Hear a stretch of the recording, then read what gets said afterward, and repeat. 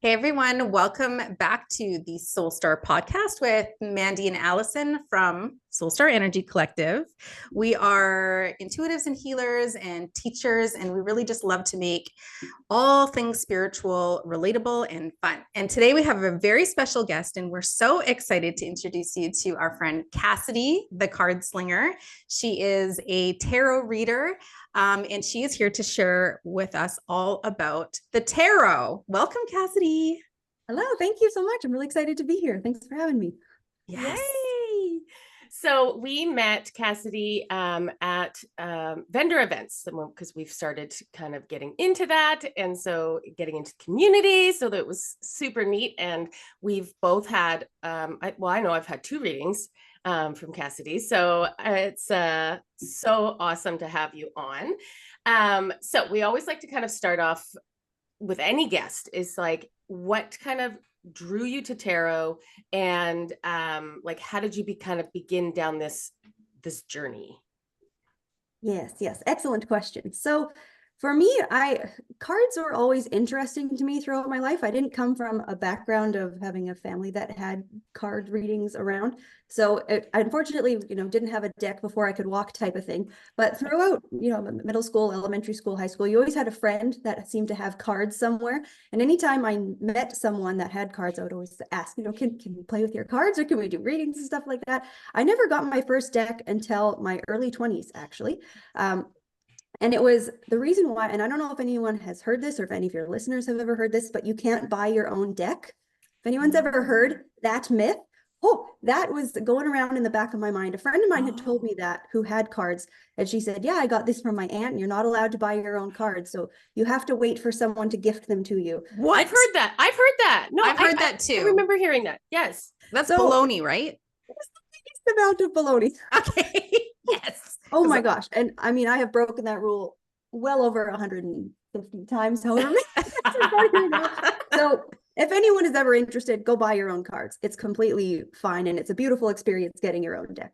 Yeah. So how I ended up getting my own cards is I was actually in Florence. My work had sent me to Florence for a conference in Italy. Wow. I know, it was I great. want to work there. Yeah.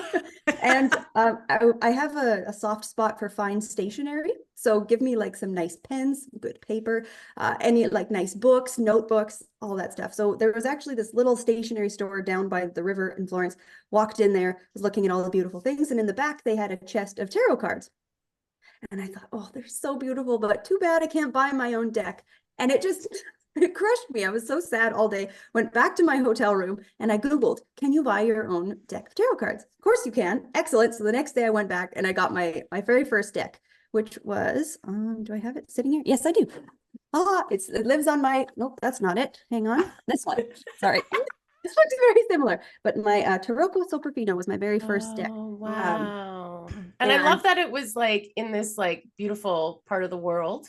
Like that's super kind of cool. Yeah. I feel like I would have turned to a coworker and I'd be like, can you just buy this deck for me? And like, I'll buy you coffee in return or something. Absolutely. And I could have done that. My coworker, one of my very best friends in the world, was actually there with me when we were there. So I could have done that, but nevertheless, I ended up buying it myself. And this actually, reflecting back on it now, and when I tell people in the tarot community that my first deck was an Il Meneghello, these are handmade in Italy decks. Wow. They're I'd like to define them as like the Cadillac of tarot cards, one of the really beautiful publisher and makers of cards. So it's kind of cool to have like such a fancy little copy for my first deck. Yeah. But, so anyways, cool. I had it for the rest of the trip. And then as soon as I got home, I just jumped into learning, bought books, watched videos, took many different courses. I'm still in courses. And yeah, the rest has been history. Just been buying different decks and exploring the tarot world since then. So years ago. I love that. That's such a fun story. But I wonder, like, how has tarot influenced like your personal growth and your spiritual growth? Would you say that it has? 100%. Yes. So for me, I will say tarot was my gateway drug into all things metaphysical, esoteric, things like that. Because I'm a scientist by day, so I work in the lab, lab coat, the whole thing, during the day. So having this other spiritual, intuitive side is something that I didn't really get to consider much throughout my time as a student and throughout my career. It's just been very complementary to look into this world as well. So, sorry, what was your question? I don't listen to her either. It's okay. So many times I'm like, what were you talking about? I want to make sure I make my point, but I don't remember where I was going with that. That's okay. I was just asking how it's influenced your personal and your spiritual growth. Yes, it has been the single thing to bring spiritual growth to my awareness. It wasn't really anything that I looked into much. And as soon as you start getting into the world of tarot reading, you meet other wonderful people who also do Reiki and work with crystals and do breath work and do other intuitive and types of modalities and rune reading and mediumship. And it's like you just immerse yourself in this community of people who introduce you to so many fascinating things. So starting with the cards really introduced me to this entire new world, an entire community that I had never even thought about before. Wow. So like as a kid, was there anything as a child, or because it's sometimes like I know for like myself, I was always, very fascinated with like the stars and up there, big curiosity. Growing up in my teens, I would go to psychics all the time. I was like, oh yeah, so cool. Loved the good ghost stories. Like, when you're kind of like, you've just always known there's something else beyond us. And I always kind of find it curious because some people are like, yeah, when I was young, my parents said I used to see things, but then it's like, I just shut it down. So like, was there any influence or anything like that growing up? I really wish I had a cool story like that when I was young. I mean, there were a couple of things that happened throughout my childhood that I can reflect back on and think, was there something strange or metaphysical about a particular event? But not really, actually. Like I didn't come from a family of people in this spiritual world. I went to Sunday school, to church on Sundays. Yes, me too. So it wasn't really something much on my radar. I grew up in a small town. There weren't psychic fairs there. I didn't know what a psychic was. Like it was not very.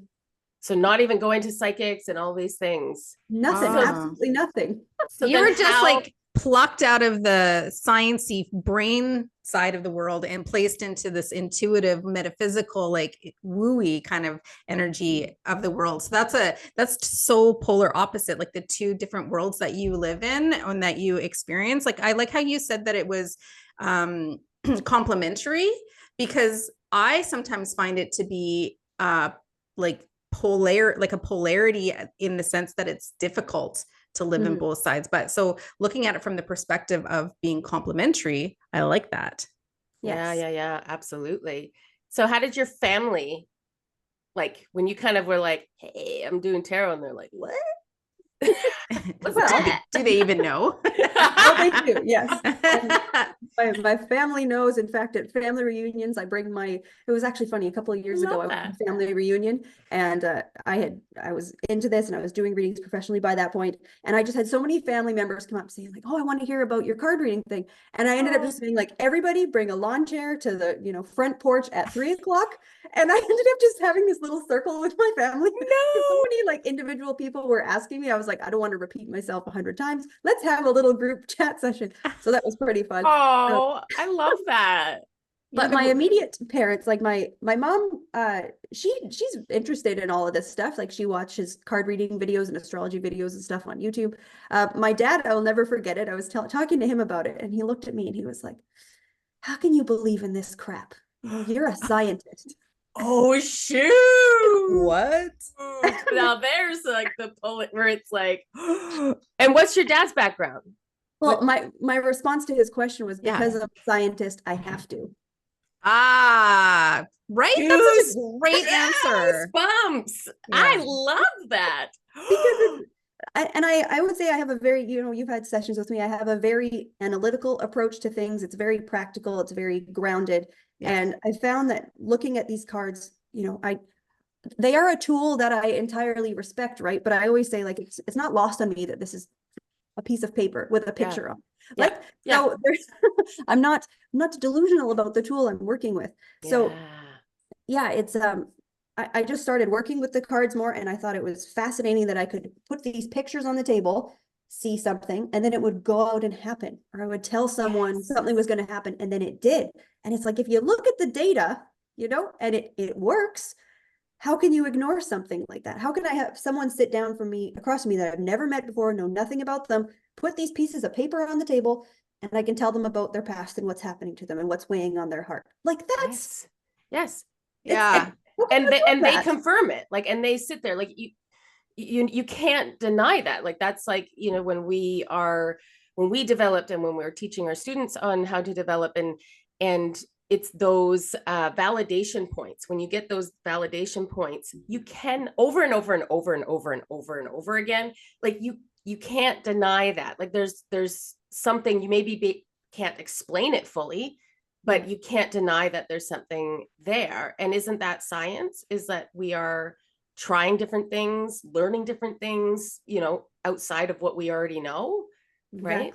Exactly. Wow. How did he like, when you said that, how did he Respond? Was he kind of like, oh, he thought that was pretty interesting. And I mean, since then, I give my dad readings all the time. He calls me, he called me from Vegas and he asked me what kind of slot machine. He asked me like how he was going to do at his poker tournaments. And I was like, I don't think you're going to do very well. And he didn't do very well. He asked me what type of slot machine he should look for. I gave him a description. He ended up winning some money at a particular slot machine I described for him. I give him business readings all the time. You know, like he triple go. So yeah, they're my family is entirely on board at this point. I got goosebumps. Like, I'm like, I like freaking love that. And it's funny because both Mandy and I have experienced that with our families. Like, you know, you go through this kind of period where they're like, what? You got like 2-3 heads over there. And then it's just like, you just continue down this path and they're like, okay, well, she hasn't gone crazy and she hasn't really changed much. So, and then they kind of like come on board, because I find my family now is just like, they came to visit yesterday at the fair, and the vendor fair, and I was just like, you know, this is not something I would have thought of when I first, you know, came out or whatever it is. Yeah, there is definitely a process of coming out of the closet as a spiritual anything. Yeah. And like, Mandy, your dad didn't like, you found out your dad had like cards? Oh yeah, he's really interested in the history and the mythology of spirituality. So he has like a library full of mythology books on gods and goddesses and ancient Greek and Rome and like all of these things. And he had 2 tarot decks and he gave me both of them because he doesn't read tarot, but he's interested in learning about tarot. He's like a lifelong learner. Yeah. So and then he gave me a book on reading tarot. I just haven't found the time to do it yet, but definitely I think after this conversation, I'm going to be like, I'm going to read tarot. So yes. He has, I don't think he's practiced reading tarot for himself, but he's interested in like the understanding it. So, yeah. But I had to give one of the decks back, but he said I could keep one of them. So okay. That's awesome. I have a recommendation for you if you're ever wanting a gift for him. Yeah. Mythological things. I would love that recommend. What is it? Just in case anybody else is curious. Christmas gift. Well, there's a couple of versions of it. So the system is called the Grand Jeu Lenormand. Looks like one of these decks. I mean, we're talking, I read every bit of card that you can, but it's very cool. It's all based on like the mythological, for Greek mythology. There's a Greek mythological scene on it. And then it has like different parts of the scene down here. It has constellations up top, a playing card inset. These cards, for someone who's interested in studying decks for that type of application, check out this system. It's very, very interesting. Cool. Okay. I will. Noted. Yes. Okay. So we've been talking obviously about tarot, but what would let's explain a little bit. So if anybody's like, well, what is tarot? Let's explain a little bit, just like basic what tarot is. And then can you describe the difference between reading tarot and reading oracle cards? Because when we first started, we didn't even know there was a difference in that at all. Yes. Okay. Excellent. I love this question. Thank you for asking. So a tarot deck must have the following structure. It must be 78 cards. It must have a major arcana of 22 cards and a minor arcana that is separated into 4 suits. Now, typically speaking, the 4 suits are cups, swords, coins, or pentacles, and wands or batons. Different decks will take creative liberty, and you can have, you know, the suit of dolphins and the suit of air and the suit of, you know, as long as it fits that structure and it's 78 cards, you're probably looking at a tarot deck. Anything else is an oracle deck. So if you're in a shop and you see a 52 card tarot deck, that's not a tarot deck. But we'll sidestep my pet peeves for the day. Let's pull out a deck here. So the major arcana is what Hollywood loves to look at with tarot, right? That's where we have our lovers card, our death card, our I don't know, the devil, the tower. You know, any of these ones. Pretty much spooky. Yeah, any of the spooky big, the sun, the Hierophant, any of those cards that have an archetype designation, those are your major arcana. And then your minor arcana are set up, like I said, within the 4 suits. They're ace through 10, and then there are 4 court cards that accompany them. There's pages, knights, kings, and queens. Again, it depends. Your words are like Allie's words. I have some Cassisms for sure. It have a friend. So it depends on the deck you're working with. They might have, you know, princess, prince, whatever. But basically that is the overall structure, is you have the 78 cards that fit that scheme.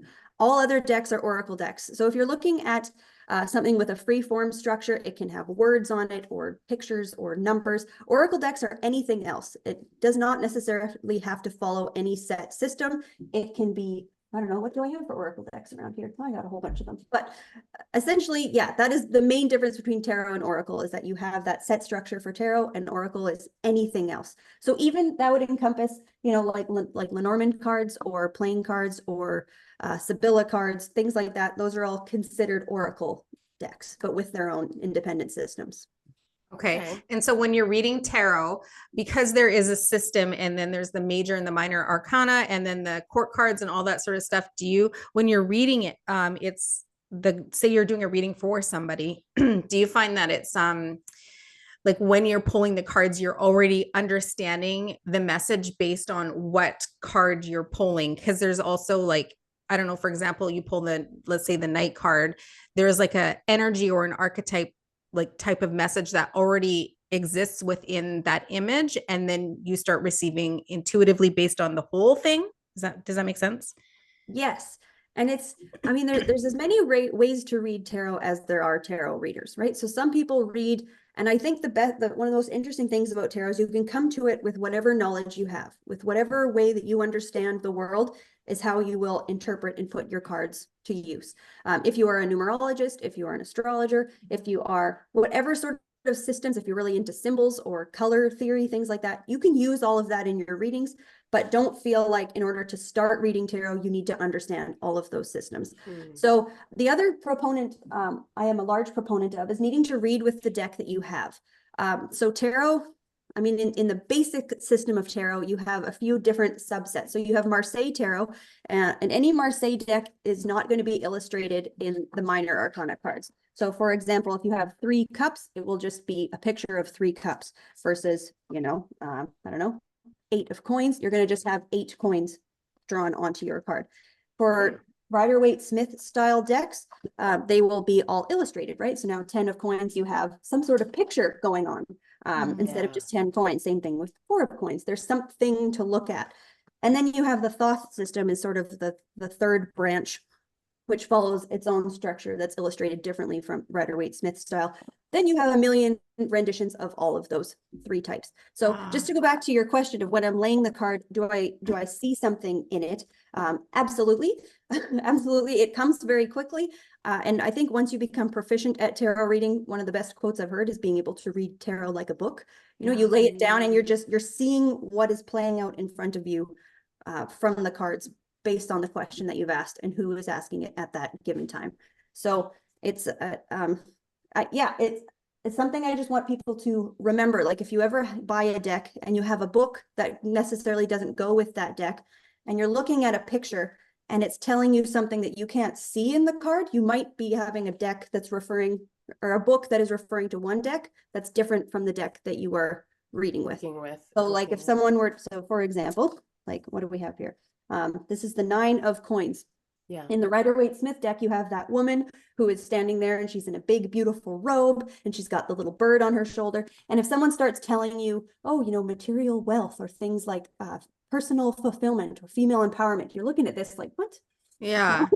I'm seeing, what? Absolutely not. So personally, I don't read, I read all of my systems differently, and I read the deck that I have that I'm working with, because I find it very complicated to try and take a picture from a deck that I'm not reading with and Right. the meaning from that.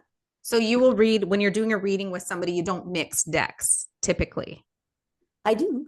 Oh, you do. Absolutely. Like I will, and at any given time, I mean, you see me at fairs, like I don't go anywhere without 10 decks with me. I definitely have my workhorse decks and certain decks that work for, I am a Rider-Waite-Smith style deck lover. I have, 10 copies, 10 different editions of that deck, and I work with it for pretty much any question. It works well. And then I will layer other decks to either get additional information to answer different specific types of questions. If something is more spiritually oriented, I've got different decks versus, more business related decks or more love related decks. But I will say, for me personally, like there's no question that this deck cannot answer, because it's just the relationship I have with it. Right. Now, it's kind of like a legend in a sense. Like I feel like tarot, the Six of Wands typically means something, right? Like it's like when I say legend, do you guys know what I mean? You know what I mean, right? Like, oh, Six of Wands typically means, I don't know, wealth, let's just say. So there's a component of obviously intuition coming in to that aspect of it, right? Because like I will watch different, I've watched different people online and they'll do a lot of this, like, okay, pulling a card, and then it's like, okay, split the deck, and oh my goodness, we've got the queen of whatever, and then oh no, and then they pull out 3 together and they're like, what? And I'm like, what? I'm like, that's so cool. But it's like, but that each card has its specific meaning. Like where I find with Oracle, it's the when you pull a card, it's not a set meaning. Yeah. Am I saying right? That? Yeah. Fantastic question. Okay. And something that I love looking at, because no part of me works with this card means that mindset. Okay. Personally, can you be a tarot reader that does it? Yes, you can. Yeah. Is it incredibly boring to memorize 78 meanings? Yes, that's what I thought you had to do. Me too. You don't? Okay. Oh, I thought game changer. Don't do it. I thought it was memorizing. I was like, I can't remember all of this. If that was the case, and I don't know, I've seen it come up on YouTube. I've seen it. There's a lot of like AI generated tarot readings. If that was the case, if all you needed to do was spit out a predetermined answer, you would never need to go for a reading. You could just buy your own deck and buy a book and do it all yourself. It totally takes out the intuitive part of it, the analytical part of it, the making it the story. Yes. So what the things that I need for a good reading? Personally, you need a person, yourself or whoever you're reading for. You need a question or what it is that you're talking about. And you also need that person in that moment at that time with their question. And that's all of what's relevant going into the reading, because I don't find it as useful. I mean, you can do general type readings, but if you want to see the best that tarot has and at least get the best from me, bring a question. Let me know what you want to know. And here's why. So we'll bring up the Six of Wands for you that you brought up here. So for anyone listening just on audio, the Six of Wands in the Rider-Waite-Smith deck, you have a person who is holding a wand with a wreath around it. They are riding a horse. They're basically looking like they're in a parade. They've got 1, 2, 3 people in the background that are standing behind them with their little wands, and they're all excited. Maybe they're celebrating, maybe it's some sort of parade. Something great is happening. Now, this card can be seen, and I think there is definitely a place for understanding meanings of cards and what people have seen before you. So this is another contested thing in the world of tarot reading. Some people like to say, I want to throw away the books, which I think is inappropriate. And some people say, I only want to learn from the books. And I think that's inappropriate. But to each their own. But can you not see somewhere in between is probably the right move? Like what other industry or field is it the best thing to do to ignore anything anyone else has ever done? Someone who has spent 30, 40, 50 years on something and say, I don't want to hear anything you have to say. I'll do it myself. Sure, that's lovely in its own way, but also I think reading books, having respect for what other people have done, how other people have seen and interpret the cards based on their experience, that's useful. That's valuable. Yeah. So I am somewhere in the middle between throw away the book and, only read the books. Right. So Mhm. I think having that base level understanding of, okay, this card can represent success. This card can represent things like celebration or things like that. I think that's useful. But then you need to ask what the question is that's being asked. And that will tell you if this card is positive or negative, if you want to, dabble in the world of duality in that way. And it will change what you see in the card based on how the question is asked. Mm. Does so and so or yeah, does someone still think about me? Does this person still love me, if that's the question? We can see this as, okay, perhaps not, right? Depending on what else we see in the spread, is this person riding on a horse with all the other, ladies that they're entertaining of the evening, and they are completely not thinking about you anymore, and they're back into a space of wanting to be a bit of more of a player. Interesting. Ah, What does that have to okay. do? What does that have to do with success, right? Right. Totally. So I it's see. it's looking at what's going on in the card based on what you've asked, instead of just saying, oh, obviously he's celebrating our relationship and wanting me back. It's like, well, maybe not. Depends on how it lays in the spread, depends on how we've asked the question. So any Yeah. card, give your cards breathing room to answer the question, because to my belief system is that every single question can be answered by the tarot. Now, if you only work in with 78 cards, that means every single card has to pull double, triple, quadruple duty. You should be able to see everything that can happen and everything that has ever happened in 78 images. Right. So that means every single card has to pull its weight and be able to do a lot. Yeah. Fascinating. I know. I'm like, I know. It's just, yeah, because I'm like, it still feels like a beast, but then like in the sense of, because I like that you don't have to like memorize every single card in the meeting, because I totally thought that's what it was, because it was just like when you see it to some tarot readers, you'll be like, oh my God, 6 of Cups or whatever, like they say these things, and in my head I'm like, what does that mean? I'm like, 6 of Cups, woo, and they're like, this is amazing, guys. I feel like, Allie, when those are for collective readings too. They are, yes. So they have to be more general. So I feel like if you're going to do a collective reading with tarot, then you got to keep it general, and you probably are going to rely more on the meaning or the archetype of the card that you've pulled. Whereas if you do individual reading, you would be able to be more intuitive and tune into what the specific question is, and then what other cards complement the card that you pulled, and all that sort of stuff. Would you say that's right, Cassidy? Yes. Yeah, I would definitely agree with that. So there is certainly a limit of those collective readings, and I think they're very useful a lot of the time for what they offer to people. They're also, I think they can be damaging. To just throw that out there on that note, I've seen some rather popular YouTube tarot readers slowing their cards down, saying the person who screwed you over, they are coming back. They want you. They haven't stopped thinking about you, and it's like, that's a mind fuck. You see that this video's now got 20,000 views, and people that are commenting saying, I can't wait for him to come back. And it's like, that hurts. Yeah. So I think there definitely is a place for those collective and general type readings, because there certainly is things going on that all of us experience. And I think that they are uplifting or guidance oriented, can be very helpful, with the caveat of that, unless, if anyone out there is listening to a reading that is not necessarily designated for them, just be careful that it may not be yours. To take it with a grain of salt, discernment. Yeah, it's discernment. It's, with anything, it's like, take what resonates, leave what doesn't. I believe that, certain messages, like, yes, even if somebody's like, oh my God, I feel like you're reading it to me, and then there's like 10 other people are like, I feel like you're reading it to me. It's also like Spirit's way of, I think, like, even like getting messages across that, but again, it's not like verbatim. And I think that's the biggest thing that people need to have discernment about, is any reader, tarot, psychic, whatever it is, like, taking things verbatim and waiting for every single thing, like no, that just like that's where you can kind of trip yourself up in that sense, because all we're doing is trying to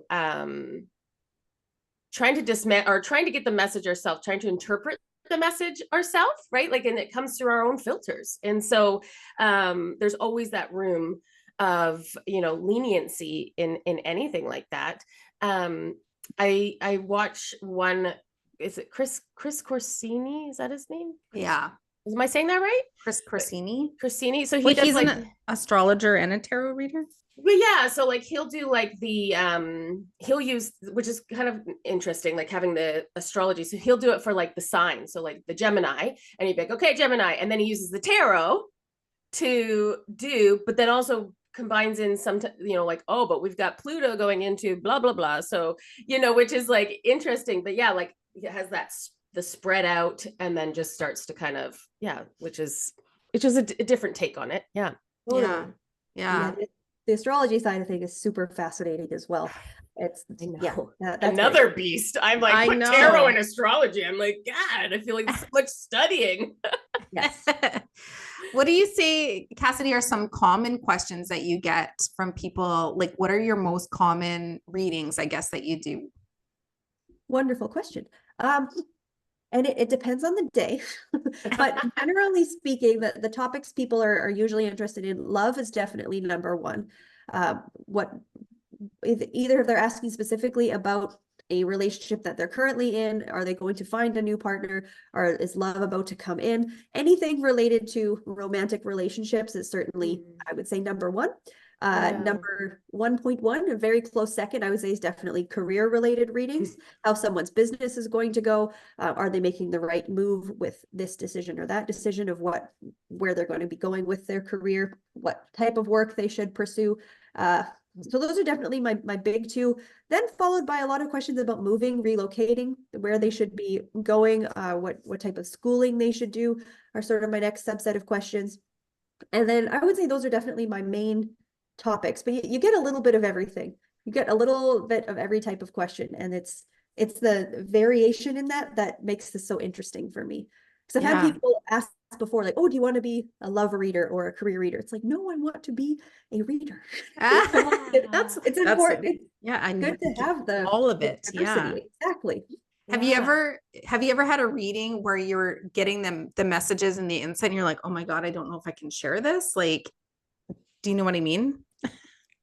Yes. So I have, for the last couple of years, I do a radio show. So I'm doing readings live on the air to however many people are listening. And at the beginning of doing that, well, one, you're very conscious of the fact that everything you're saying is, like with a podcast, right, is being recorded. Whoever's going to hear it later. And then, but I would say I've really grown out of that personally, to be able to find a way in the cards to see what needs to be said and how is best to say it to that person. Because I think, you know, outright lying in a reading is one of the worst things that you can do. I am not and by lying, I mean sugarcoating, right? I mean, saying everything's going to be great, trying to just make that person feel better. You can see if you need to be gentle with their heart in the matter, but there's always space for the truth. And on my show, I'll just share with you guys because it's kind of funny. I do this segment. It's called the Card Slinger Call Out. So basically what I'm doing is using this deck that is, it is an oracle deck. Okay, it's not a tarot deck, and it's entirely absurd. I mean, I can just show you a couple of the cards here. Let me find some funny ones. You know, this is a bunch of cats posing as a woman. That's one of the cards. We have meaningless garbage. We have, we got big sexy Satan. You know, like this deck. So this deck is, this is a good one too. I have no fucking clue.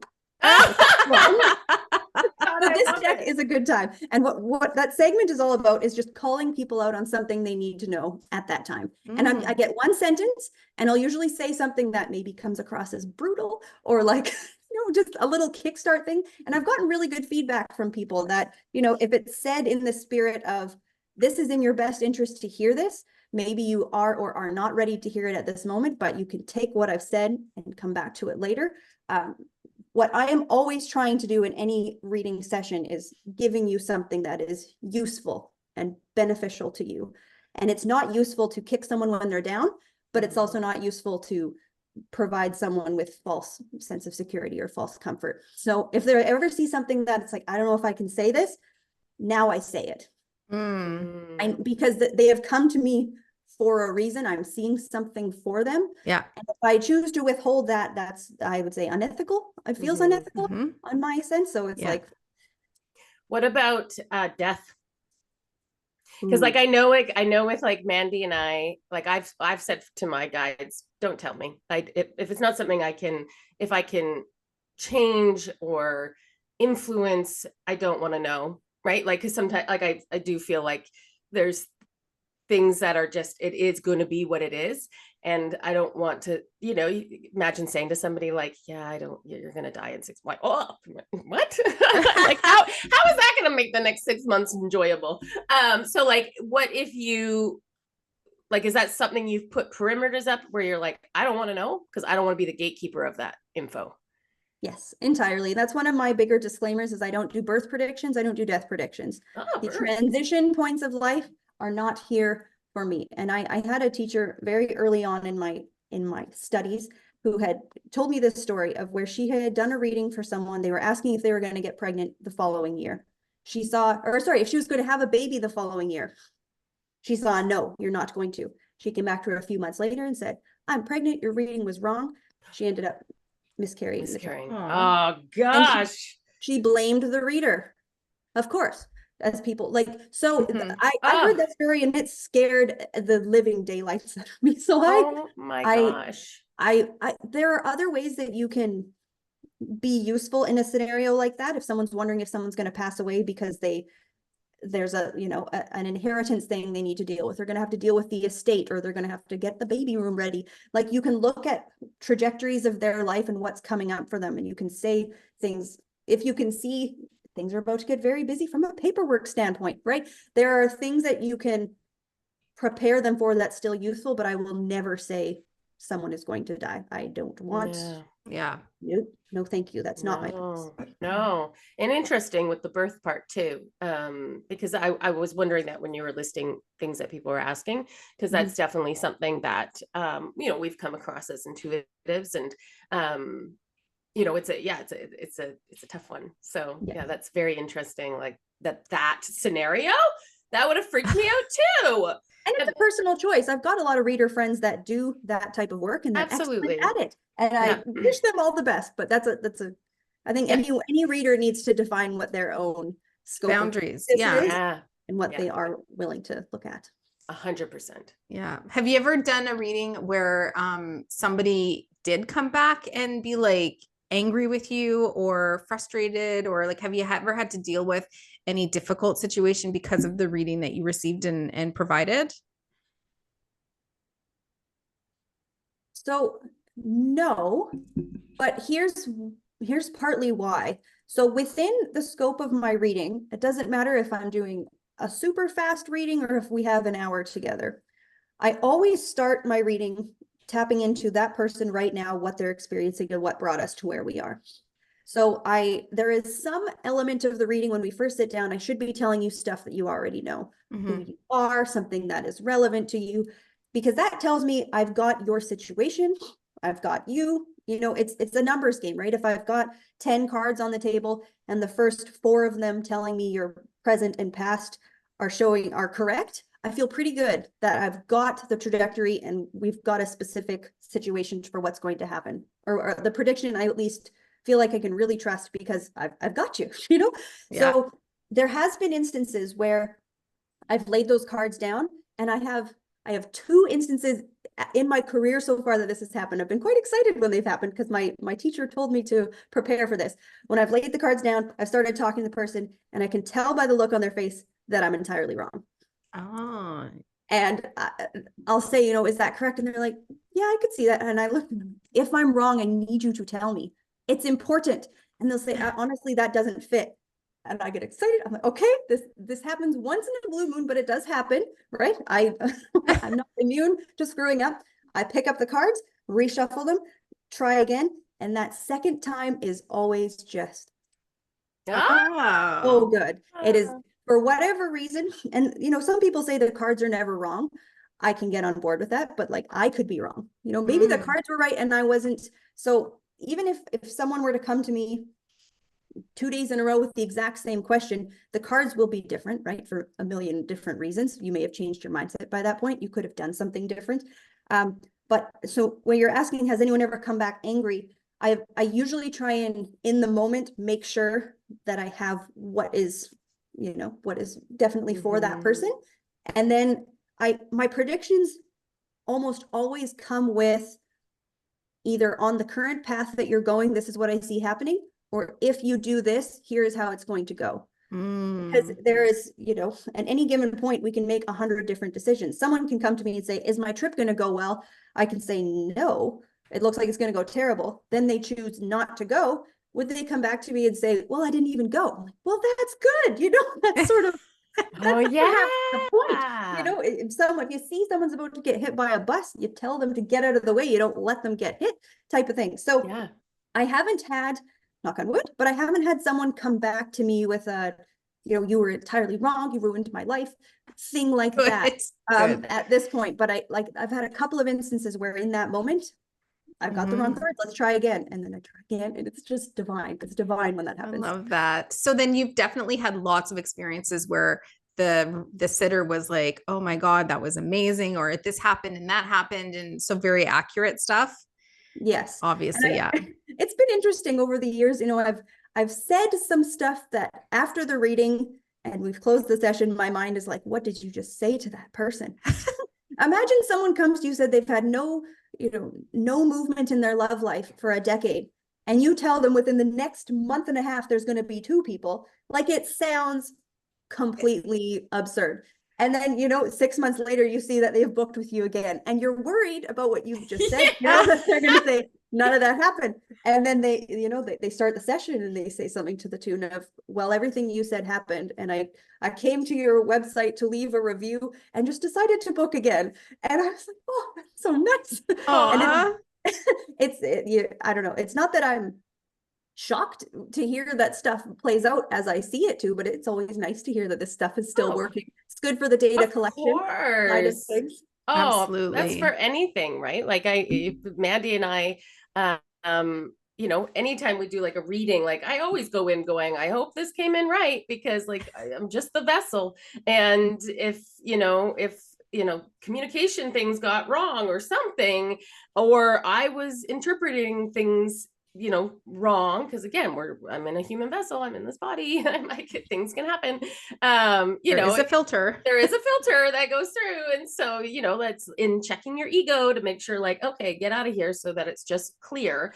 It is like so validating when somebody, comes back and says like all of these things like happened. I often wonder, like at these psychic fairs, like, how you sustain from not having energy like overlap. So like, for instance, like I've gone to do tea leaf readings with friends, and or even readings. I remember I went to one psychic reading with a friend, and it was very clear that she was picking up on my energy, not the person that she was reading.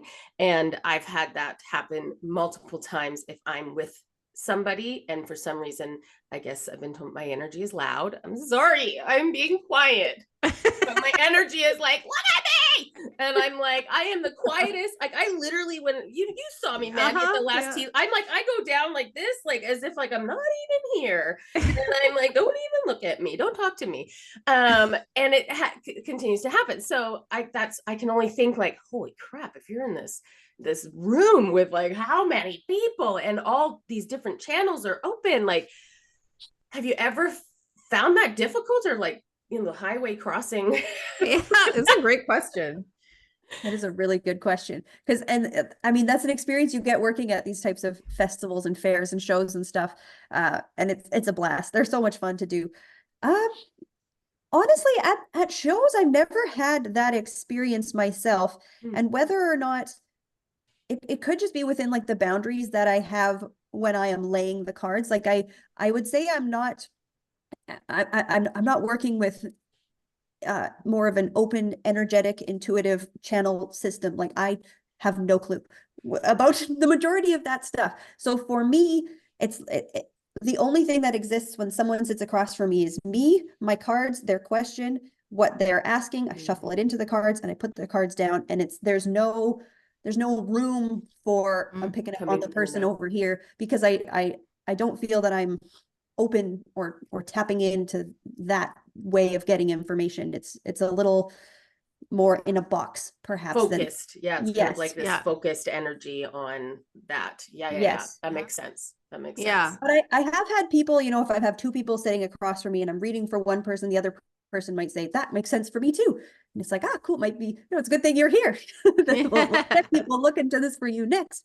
But I have not, and I'll let you know if that ever happens, because I'm now curious, but I've never had it where, like, apart from those two instances that I can recall where someone's like, that is not me, was that picking up on someone else? Somebody's radio frequency over there. Yeah. And you're like, Yeah. be quiet. Or was I just wrong? Was I just entirely wrong? Which that happens too from time to time. Yeah. So. So when somebody asks you a question, because I'm sure there's like certain questions that people ask all the time, like generally, let's just say about love, but then they're like partner or relationship. So are there specific spreads that you always use depending on the question that they ask? So it really depends, but yes, I do have in my brain a set of workhorse spreads that I can use for different types of situations. I have a spread that works well for a snapshot overview of where we've been, where we're going, and what's impacting things. I've got a really good detailed spread for this is the outcome I want. How do I get there? I have, and it's usually bound by the time I have with the person. Like if I'm doing a 2-minute reading or if I'm doing an hour reading, is dependent on how many cards I'll lay down and what type of spread I will use. I also have recently become a bit of an on the fly type reader, where I am making up spreads in my head as I go. Love it. The cards are coming down however they need to. So there's sort of two main techniques within the world of tarot reading. There are the people who use spreads and there are the people who don't. Some people love their fixed position spreads. I love fixed position spreads. I think they are so powerful. And some people think that fixed position spreads are just the end and the death of intuitive reading. So, and I have a lot of love and respect, and I use the no spread technique a lot as well. It just depends on, largely like the time I have, how quickly do I need to get you the answer that you're looking for? How much time do I have to go into depth and into detail for what we're looking at? And how much breathing room does the question need? If someone comes with a very specific question and they can describe to me quickly the scenario, I might not need the breathing room of seeing a bunch of unforeseen stuff. But if they know what they're looking for and they know who the players are, and we just need a little bit of what might be unexpected that could come up, I would probably use a fixed position spread to say, okay, we have a good understanding of the situation. Let's keep it in this mold and see what we need to get. So it just depends what the person's looking for. Are they wanting prediction? Are they wanting advice? Are they wanting reflection? Are they wanting to spy or snoop on someone else? Are we doing remote viewing? Are we looking for a lost object? Like, what are we doing? And then the spread works for the type of question, what they're looking for, and how long we have to dive into it. Amazing. Yeah. When we, Mandy and I at the last show, we went to Cassidy to do a business reading. And, you know, with any type of reading, there's always going to be an aspect of that you've already have like an awareness of, right? So it's like this validation. So like when some people are like, well, I already knew that. And you're like, well, no, like that's, this is the validation that it's planted. That's interesting. Yeah. And so like when we went, there was one of the things that was kind of popping into our awareness already, which we didn't mention to Cassidy, but then having her pull this out, it just solidifies that, you know, that's the way we should be going, because that's what we're receiving. So one of them, like for us, it was like the visibility, right? So it was kind of like, you know, people don't know what you have, like they don't know what you have to offer. Like it's not that people are not wanting this, they're just not even aware that it's available. And so that was something that was kind of pinging in us. And then when you went and did the reading, and I was like, there it is. And I'm like, that's just solidified, what we need to kind of do moving forward. So it's super neat how that kind of intertwines, right? Mm-hmm. Yes. Do you have a favorite card, Cassidy? Like, or a few favorite? Like one card? Oh, Yeah. it's almost like asking for a favorite deck. Well, that was my next question. So, Oh, do you have a favorite deck? Maybe that's easier. Do you have a favorite child, Mandy? Give us your top three decks. So I'm a very annoying person when people ask me my favorite something, because my next question will be like, for what purpose, right? My favorite color. What's my favorite color? Are you talking about a shirt or a car or a, like? So true. I feel that way too. When someone says favorite color, I'm like, depends. Is it going on my wall or am I wearing it? Because it's very different.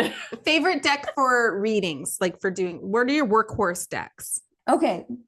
Beautifully. See, I love me a good specific question. Okay. As I alluded to before, my workhorse deck, and it was the one I use for your reading. It's just the Rider-Waite-Smith deck, your standard tarot. This one was from the 1970s. I've got, I don't know, the Centennial Edition. I've got like 7 copies of this deck floating around in my general area. But this deck is, I studied with it for so long. I did a 2.5 year program with this deck. I worked with it every single day. I still work with it just about every day.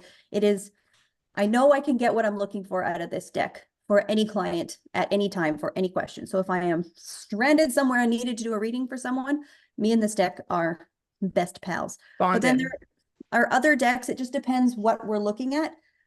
Like this, what is this one? This is the Osho Zen Tarot.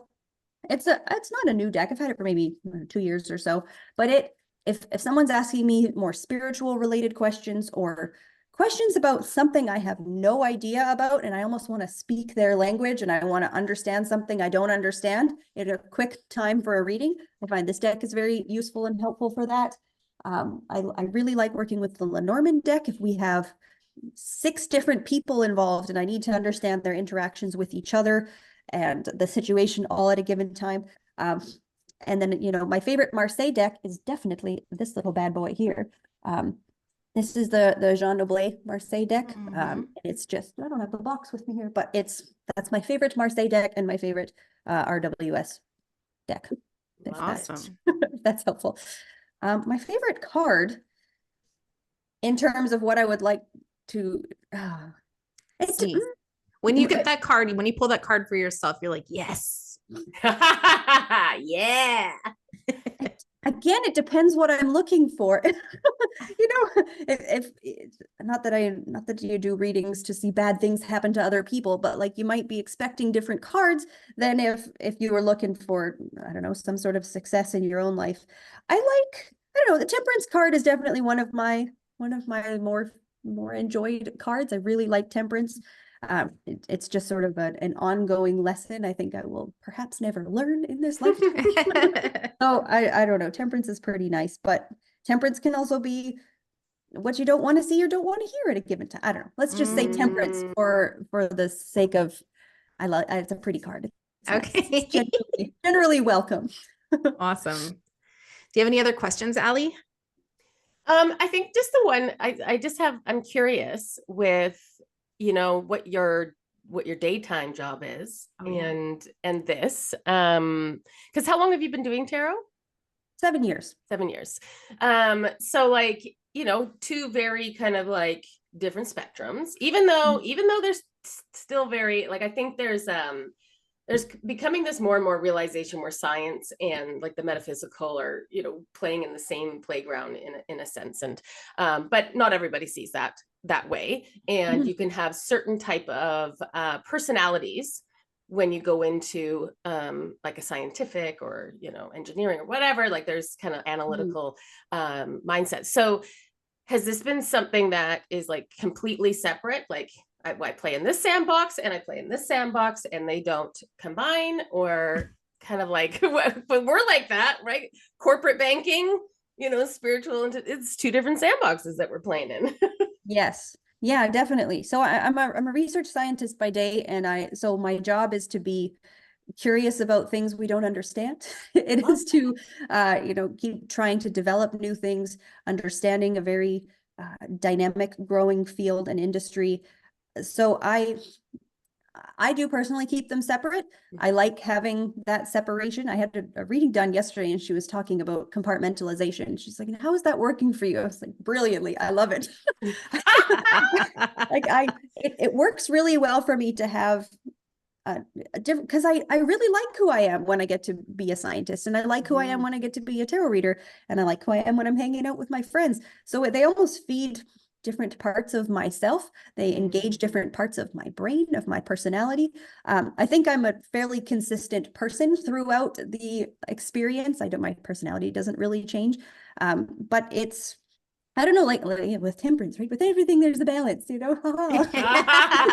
little bit of this and a little bit of that. So it works really well for me, where I think doing one thing full time probably for me wouldn't fit right now. I really like the idea of having both.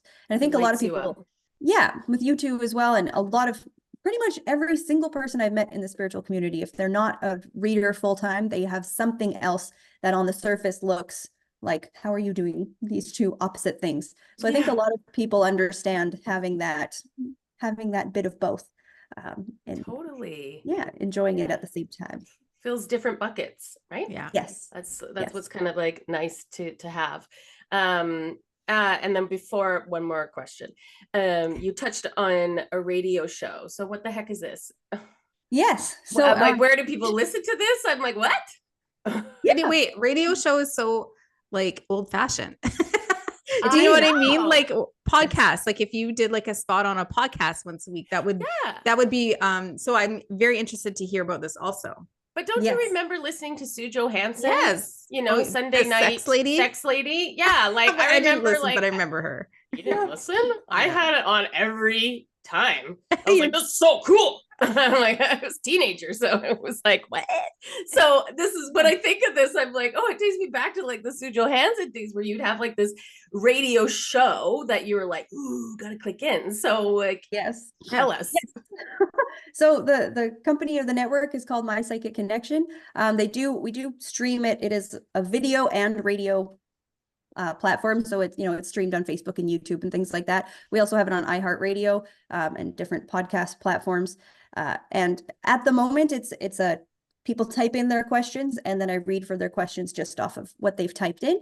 And then usually throughout the show, there's some sort of topic or something that we're discussing as well. But the main focus is to offer readings and a live sessions to viewers and people that are listening.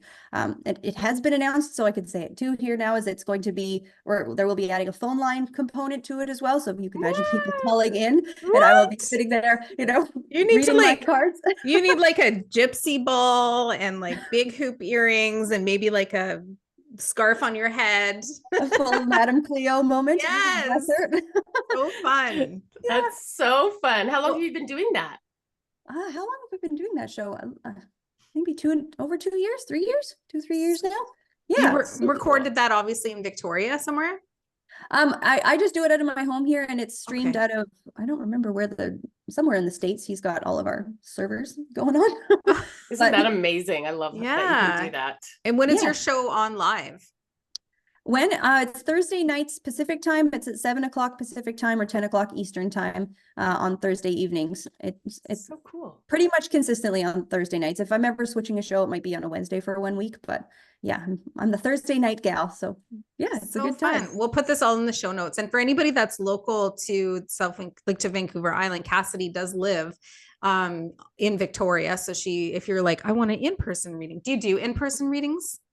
For the most part, right now, just at festivals and fairs or for private bookings or private events. So if someone is hosting an event, I will show up for that. Apart from that, it's pretty much all either online, over Zoom, things like that. Yeah. Awesome. So then where can people find you if they're like, ooh, I need a reading from Cassidy the Card Slinger?